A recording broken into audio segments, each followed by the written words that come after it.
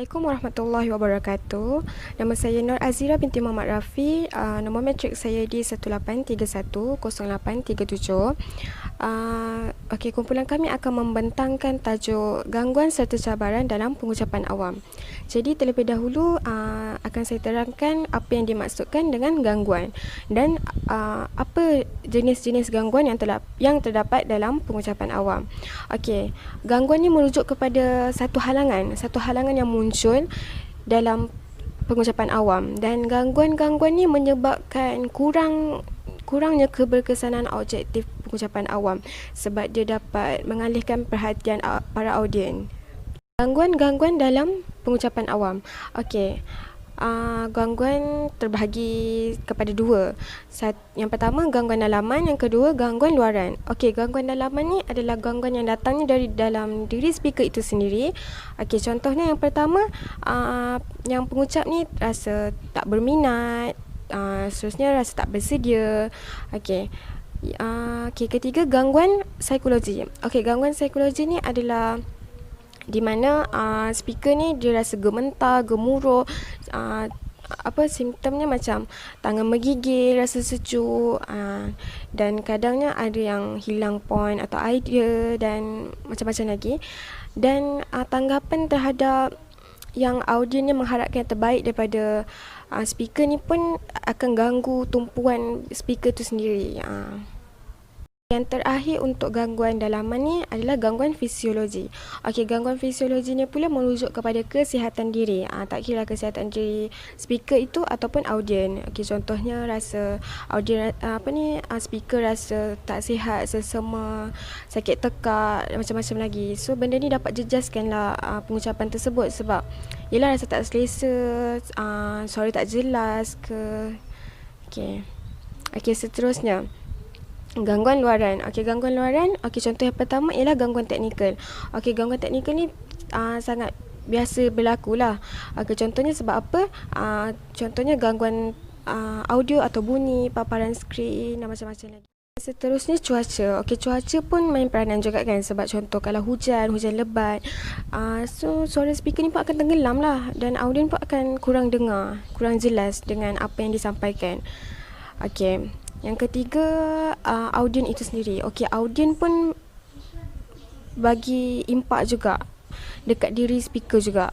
Sebab apa? Sebab kadang audien ni dia tak bagi perhatian, dia buat benda lain kan.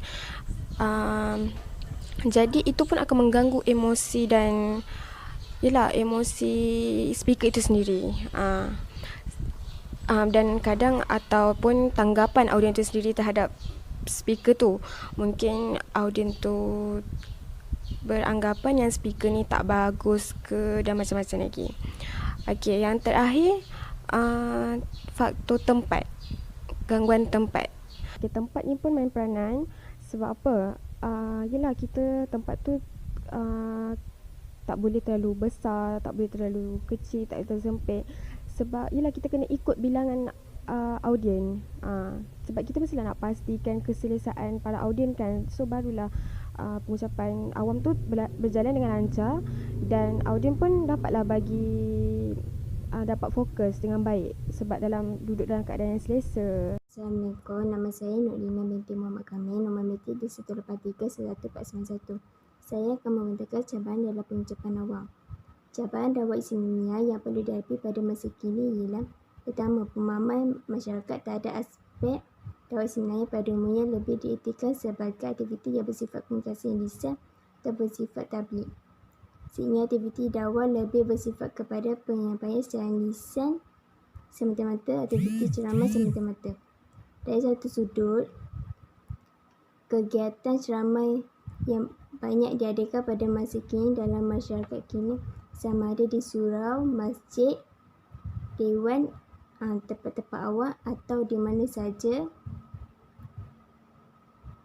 memang mempunyai kekuatan yang tersendiri kerana ia dapat mewujudkan hubungan secara langsung antara pendakwah dengan sasaran dakwah atau kelompok didakwahi.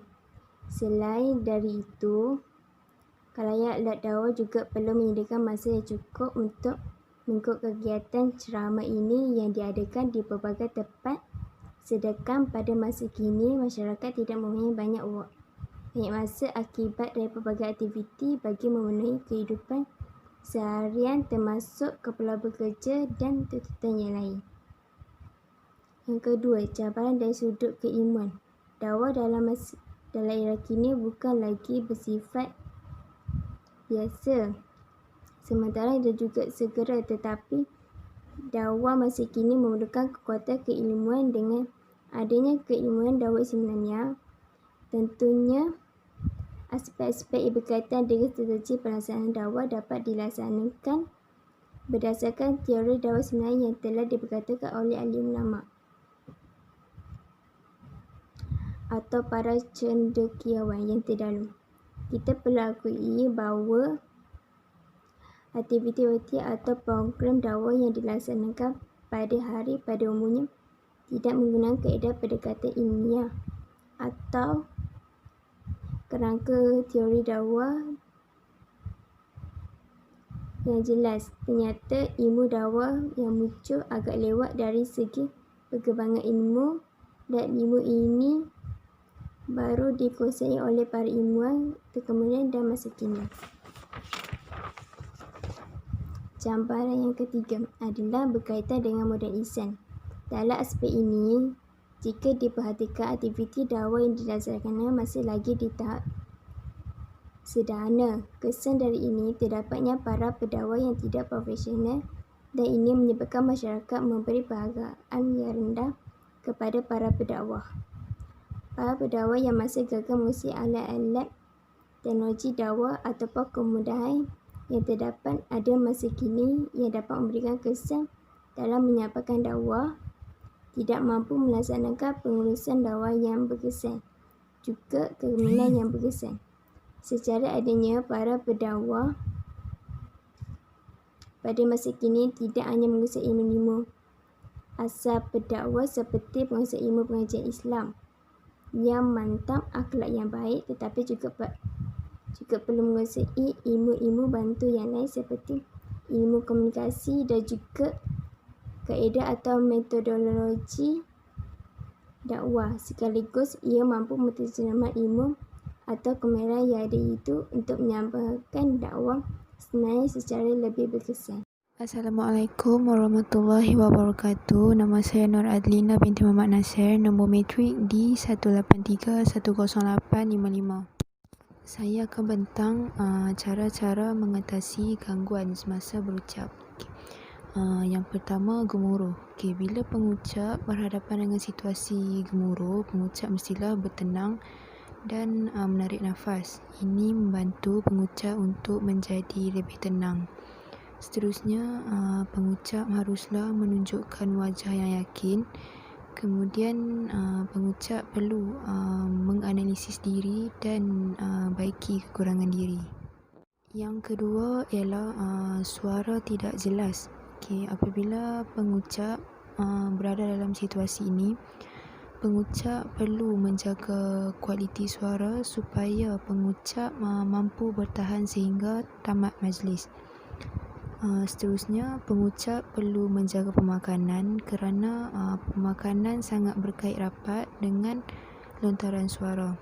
Kemudian pengucap juga perlu belajar lontarkan intonasi dan nada ucapan dengan betul. Yang ketiga, menggeletar atau menggigil. Bila pengucap berhadapan dengan situasi ini, pengucap perlu tenangkan diri dan cuba untuk sesuaikan diri dengan suasana majlis. Seterusnya, pengucap perlu tarik nafas panjang dan cari nafas untuk kurangkan ketakutan. Yang keempat, tidak dapat menjawab soalan yang diajukan audiens. Sebelum mulakan pengucapan, pengucap perlu kumpulkan maklumat sebanyak yang mungkin berkaitan topik yang dibincangkan ketika majlis. Seterusnya, pengucap perlu sentiasa bersedia dalam menghadapi sebarang kemungkinan.